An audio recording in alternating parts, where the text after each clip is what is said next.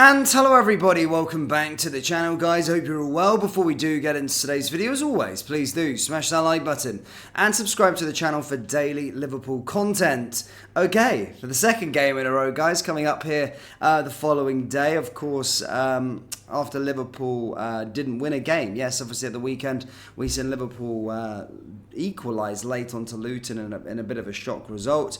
And in the match preview, I really fully expected us to bounce back to Toulouse and win that game pretty comfortably. We've been really, really good in the Europa League as of late. And in fact, for the whole campaign actually as well, obviously beat them 5-1 at Anfield. However, against a side that are 14th currently in Ligue 1, we did not cover ourselves in glory whatsoever. Defensive issues all over the place. And yes, there was a main talking point that everyone's in the sort of fallout with the equaliser, but that's the least of the concerns at this moment in time. Yes, we will discuss that a bit later on, but certainly not good enough from Liverpool by any means, and as a result have not qualified for the next round of the competition as of yet. So that's going to have to wait till match day 5.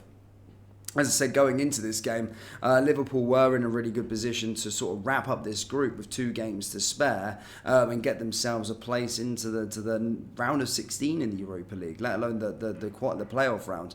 However, have failed to do that, which is seriously disappointing. Obviously, finding themselves 2-0 down after the 58th minute before they obviously did get a goal back. And then, of course, Magri put Toulouse up by 3-1. Jota was a little late resurgence. Jota got another one back. And then, of course, the main talking point towards the end of the game was the sort of VAR decision that sort of cruelly and wrongfully denied Liverpool a point in this match. But as I said, there's so much more that is a problem in this game.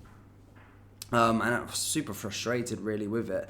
But as I stated, Liverpool didn't really deserve anything from the game. As I said, Tsimikas didn't cover himself in glory by any means as well at the back.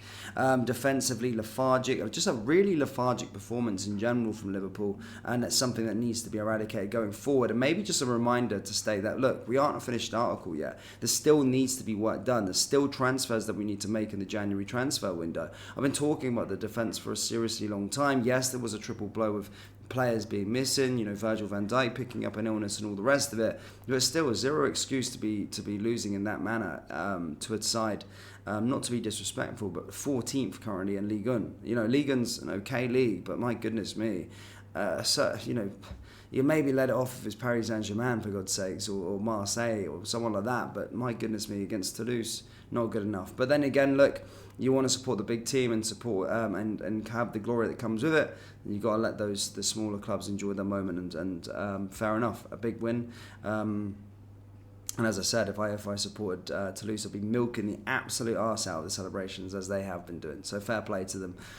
But yeah, let's talk about the sort of thing that sort of fans are really, really frustrated with, and it is that sort of VAR in football. It seems like time and time again we make these videos and discuss the discussions after games, and there's always something to do with refereeing, to do with major decisions that sort of denies a team of not just Liverpool, but denies a team. It's like it's always a massive talking point basically after every single match that currently in play. So obviously Kwanzaa was cruelly ruled out with his goal denied with the equaliser late on, and actually it has turned out that was wrongly disallowed. Obviously that was the handball in the build-up from Alexis McAllister, and basically there's so many reasons as to why it shouldn't have been a handball, but one, I'll give you a few. Arm was too close to the body, being withdrawn, not moved onto the ball. It was high on the arm, not deliberate, way back in play as well, so it should never have been ruled out there. And again, it's another sort of bollock dropped by VAR and refereeing decisions going into these games. But certainly this is what UEFA had to say in a statement back in April with regards to it, which does clarify why McAllister wasn't actually handballing it. He said, the board recommends that UEFA should clarify that no handball offence should be called on the player if the ball is previously deflected from his own body, and in particular when the ball does not go towards the goal. This would of course apply to McAllister as the ball bounced off of his chest. And ESPN and VAR expert Dale Johnson added that the arms and was being withdrawn and was close to the body as further mitigating factors as to why this was the wrong call. So yeah, it was a crappy decision. I'm raging with those decisions because it seems like I'm speaking about them all the time. Fans not happy. But having said that, there is more issues to look at from a Liverpool perspective. Why are we chasing games? Why are we finding ourselves 2-0 down? Why are we finding ourselves 3-2 down, 3-1 down by the 88th minute? It's crazy. So yeah, there is other problems to worry about, but obviously VAR and stuff like this needs to step up and do its bit as well. But as I said, I'm not taking any away from Liverpool's performance because we were absolutely shocking.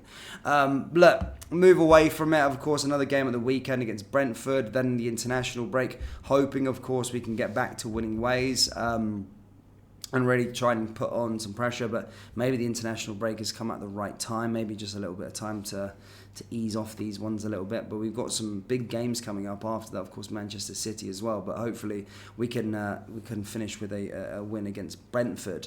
Obviously prior to the game I didn't actually get to speak about it, but obviously for those of you that you'll already know by now, Luis Diaz's father has now been released after being 2 weeks away as he was kidnapped, so that's fantastic news there as well, so we can kind of park that up, not have to worry about that sort of ongoing situation. He has been released safe and sound, which is fantastic to see from Luis Diaz's point of view. So yeah, really, really happy to hear that. And then of course, as I said, the internationals are coming up from an England representative. As I said, I think my demographics currently on this channel is about 60% UK based, so in terms of the actual England squad, Joe Gomez has once again been overlooked as Gareth Southgate has named his England squad, and Trent Alexander-Arnold is the only Liverpool representative this time around. So Joe Gomez getting overlooked. I'm fairly surprised. I thought he would maybe got a look in this one. I think he's been in really good form.